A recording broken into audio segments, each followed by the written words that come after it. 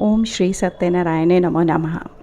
अज बड़ा के भागला दिन है, मलमास चला दा। अज मलमास की पूर्णमाशी है। कन्ने के कन्ने अज मंगला गौरी बरत भी है। मंगला गौरी बरत मंगलवार चाहे तो आखते ने बड़ा सौभाग्यशाली होंदा है ते बरत रखा जाता है अखंड सौभाग्य आस्ते।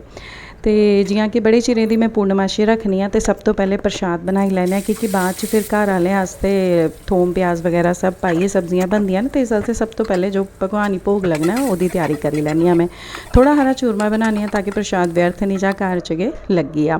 तो फिक्के आलू बनाए ने क्योंकि बरत लूनका नहीं रखनी आ। भगवान की पूजा अर्चना करिए उन्हें भोग लाइए तो फिर रोज़ की रूटीन की तैयारी करने आ। कोई ना कोई बर्तन अर्त जरूर रखना चाहिए, क्योंकि इसे बहाने तुस पूरा दिन सात्विक रौंदे हो, भगवान आह्ले पासे तुंदा ध्यान जंदा है तो भगवान की पूजा अर्चना कीती कदें व्यर्थ नहीं जाती। अज नहीं तो कल तुसें जरूर उहदा फल थ्होंदा है।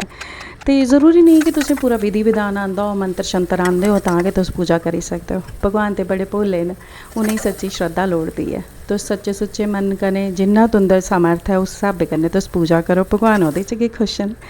अज चिल्ली पनीर चाढ़ेआ क्योंकि दूए पासे अज तोरी बननी ही, तो तोरी सिर्फ मम्मी ने खानी है क्योंकि ना हसबैंड खंदे न तोरी, तो ना बेटा मेरा खंदा है। तो उंदे आस्ते चिल्ली पनीर चाढ़ेआ तो मम्मी आस्ते तोरी।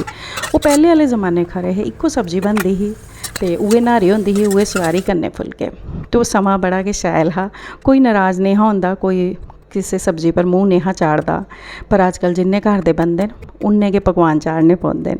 तुस चंद्रमा भगवान दे दर्शन करो।